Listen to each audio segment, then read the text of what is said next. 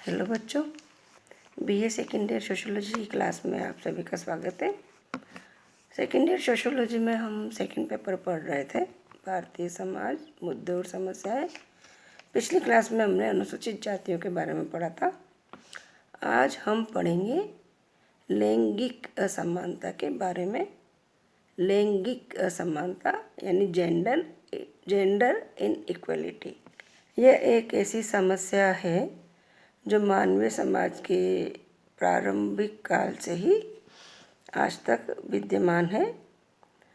अधिकारों एवं सुविधाओं के संदर्भ में स्त्री एवं पुरुष के बीच लिंग के आधार पर होने वाले भेदभाव को लैंगिक असमानता या लैंगिक विषमता कहते हैं। किसे कहते हैं लैंगिक असमानता? अधिकारों व सुविधाओं के संदर्भ में स्त्री व पुरुष के बीच लिंग के आधार पर होने वाले भेदभाव को लैंगिक विषमता कहते हैं। जैसे उदाहरण के लिए, जैसे कि मैं आपको बताती हूँ कि कहीं पर स्त्रियों को संपत्ति में बराबरी का हिस्सा नहीं माना गया, तो कहीं पर समान कार्य के लिए स्त्रियों को समान वेतन नहीं दिया जाता है। मनुस्मृति में लिखा गया है कि स्त्रियों को बचपन में पिता के संरक्षण में रहना चाहिए और जब विवाह हो तो उन्हें निश्चित रूप से पति के संरक्षण में, और बुढ़ापे में अथवा विधवा की अवस्था में अपने पुत्र के संरक्षण में होना चाहिए।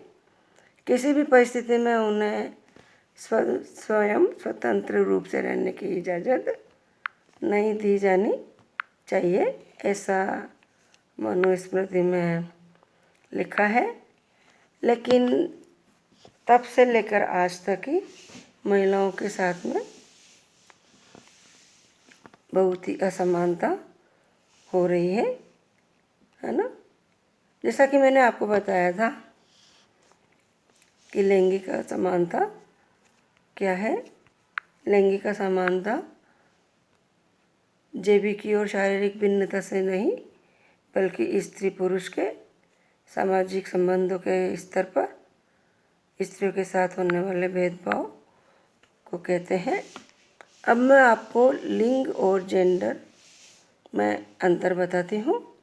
लिंग का तात्पर्य जैविकी विशेषताओं से है जो स्त्री और पुरुष को एक दूसरे से भिन्न करता है, और लैंगिक या जेंडर का तात्पर्य यह है कि पुरुष और स्त्रियों की योग्यता या निर्योग्यताओं के आधार पर उच्चता और निम्नता में विभाजित किया जाता है। मतलब कि लैंगिक या जेंडर शब्द एक सामाजिक और सांस्कृतिक शब्द है जिसके अंतर्गत पुरुष और स्त्रियों को योग्यता या निर्योग्यता के आधार पर उच्चता एवं निम्नता के क्रम में विभाजित किया जाता है और स्त्रियों को निम्न समझा जाता है। अतः मुद्दा लिंग असमानता का नहीं, बल्कि जेंडर असमानता का है। इसलिए आज हम पढ़ते हैं लैंगिक असमानता। अब है लैंगिक असमानता का अर्थ।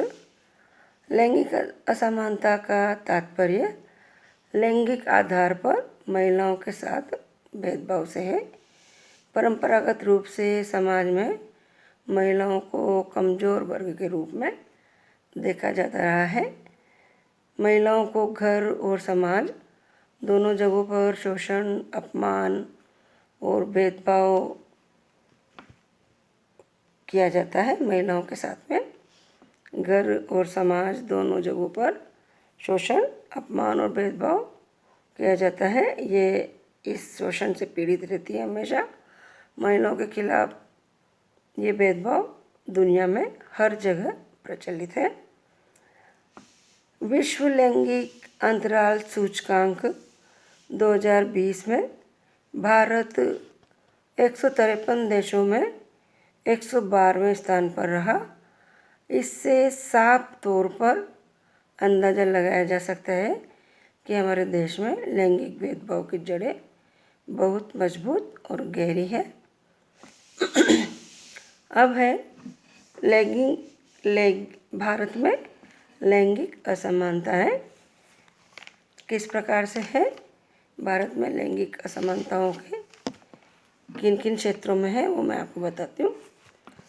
सामाजिक क्षेत्र में लैंगिक असमानता पहला है।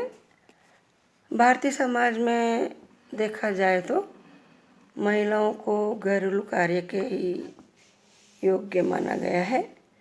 घर में महिलाओं का मुख्य कार्य भोजन की व्यवस्था करना और बच्चों के लालन पालन तक ही सीमित है। अक्सर ऐसा देखा गया है कि घर में लिए जाने वाले निर्णयों में भी महिलाओं की कोई भूमिका नहीं रहती है। महिलाओं के मुद्दों से संबंधित विभिन्न सामाजिक संगठनों में भी महिलाओं की न्यूनतम संख्या लैंगिक असमानता के विकराल रूप को व्यक्त करती है। तो इस प्रकार से भारत में सामाजिक क्षेत्र में महिलाओं के साथ में इस प्रकार से भेदभाव किया जाता है। अब है आर्थिक क्षेत्र। आर्थिक क्षेत्र में भी जो महिलाएं कार्यरत होती हैं उन महिलाओं और पुरुषों के पारिश्रमिक में बहुत ही अंतर होता है। औद्योगिक क्षेत्र में अक्सर महिलाओं को पुरुष के तुलना में कम वेतन दिया जाता है। इतना ही नहीं, रोजगार के अवसरों में भी पुरुषों को ही प्राथमिकता दी जाती है और महिलाओं को निर्बल माना जाता है। अब है राजनीतिक क्षेत्र और लैंगिक असमानता। भारत में राजनीतिक क्षेत्र में भी महिलाओं के साथ में लैंगिक असमानताओं का व्यवहार किया जाता है। सभी राजनीतिक दल लोकतांत्रिक होते हैं और समानता का दावा करते हैं, परंतु वे न तो चुनाव में महिलाओं को प्रत्याशी के रूप में टिकट देते हैं और न ही दल के प्रमुख पदों पर उनकी नियुक्ति करते हैं। और भारत में पंचायती राज को छोड़ करके उच्च विधानसभा और उच्च चुनाव में उच्च जगहों पर महिलाओं के लिए आरक्षण बहुत ही कम है। विज्ञान के क्षेत्र में अगर हम देखें तो जब हम ये देखते हैं तो ये पाते हैं कि प्रगतिशीलता की विचारधारा पर आधारित इस समुदाय में भी स्पष्ट रूप से लैंगिक असमानता दिखाई देती है। वैज्ञानिक क्षेत्र में या तो महिलाओं का प्रवेश ही बहुत मुश्किल से होता है या उन्हें कम महत्व के प्रोजेक्ट में लगा दिया जाता है। और सबसे बड़ी विडंबना ये है कि हम मिसाइल मैन के नाम से प्रसिद्ध स्वर्गीय एपीजे अब्दुल कलाम से तो परिचित है, लेकिन missile women of India Tessy Thomas के नाम से परिचित नहीं है। इस प्रकार से वैज्ञानिक क्षेत्र में भी महिलाओं के साथ में लैंगिक असमानता दिखाई देती है। मनोरंजन के क्षेत्र में यदि हम देखें तो मनोरंजन के क्षेत्र में भी अभिनेत्रियों को इस भेदभाव का शिकार होना पड़ता है। अक्सर फिल्मों में अभिनेत्रियों को मुख्य किरदार नहीं समझा जाता और उन्हें पारिश्रमिक भी अभिनेताओं की तुलना में कम मिलता है। खेल के क्षेत्र में देखो तो खेलों में मिलने वाले पुरस्कार की राशि पुरुष खिलाड़ियों की बजाय महिला खिलाड़ियों को कम मिलती है। चाहे कुश्ती हो या क्रिकेट, हर खेल में भेदभाव हो रहा है। इसके साथ ही पुरुषों के खेलों का प्रसारण भी महिलाओं के खेलों से ज़्यादा होता है। भोजन के क्षेत्र में लैंगिक असमानता। भोजन के क्षेत्र में यदि हम देखें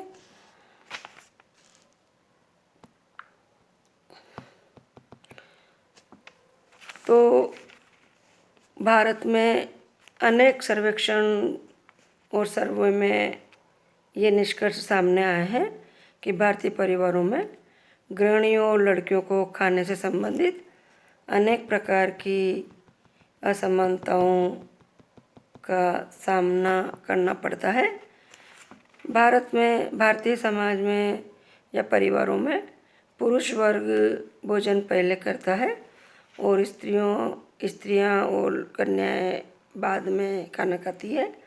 बाद में खाना कम पड़ने पर स्त्रियों को खाना कम मिलता है तथा उन्हें उनमें उनको उसी में ही संतोष करना पड़ता है।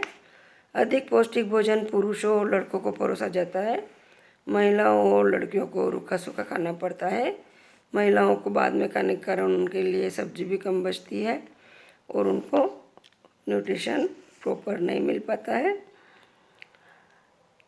गर्भवती एवं स्तनपान कराने वाली महिलाओं के लिए भी पौष्टिक भोजन का भी ध्यान नहीं रखा जाता। इसके कारण कन्या शिशु मृत्यु दर एवं प्रसव के समय महिला मृत्यु दर अधिक होती है। इस प्रकार से भारतीय समाज में भोजन के क्षेत्र में भी महिलाओं के साथ में लैंगिक भेदभाव किया जाता है। भ्रूण हत्या और लिंग समानता अगर हम देखें तो ये भी हमने देखा है भारत में कि लोग यहाँ पर गर्भ में ही भ्रूण का परीक्षण करा लेते हैं और कन्या आने के अगर परीक्षण में गर्भ में अगर कन्या आ जाती है तो उसी समय भ्रूण की हत्या कर दी जाती है।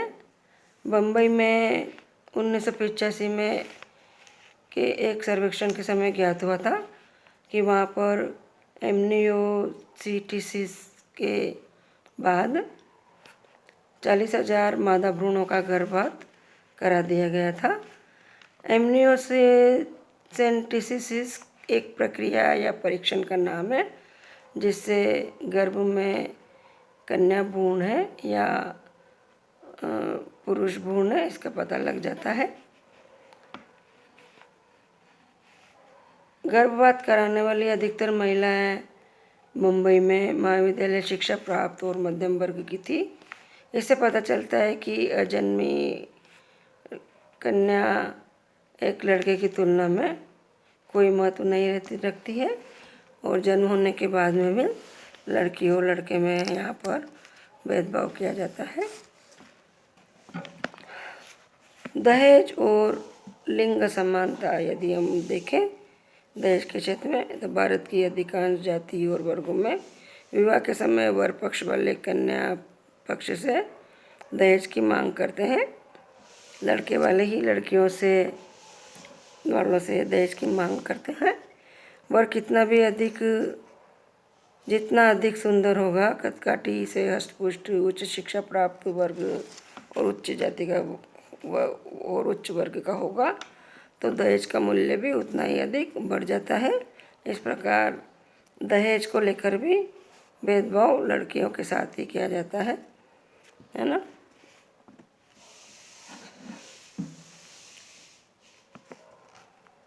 छोटी आयु में विवाह और लिंग समानता यदि हम देखें तो छोटी आयु में विवाह का हानिकारक प्रभाव लड़के की तुलना में लड़की पर अधिक पड़ता है। छोटी या कम परिपक्व की आयु में लड़कियों का विवाह करने के कारण गर्भाधान के कारण प्रसव के समय स्त्रियों की मृत्यु हो जाती है। पौष्टिक आहार और स्वास्थ्य की देखभाल और समय समय पर डॉक्टरी जांच के अभाव पहले से ही रहते हैं, है ना। और भारत में वैसे ही लड़के और लड़कियों में भेदभाव किया जाता है तो लड़की का कम उम्र में विवाह करने के बाद उसकी हेल्थ पर ध्यान नहीं रखा जाता और उसके साथ में असमानता होती है। Thank you.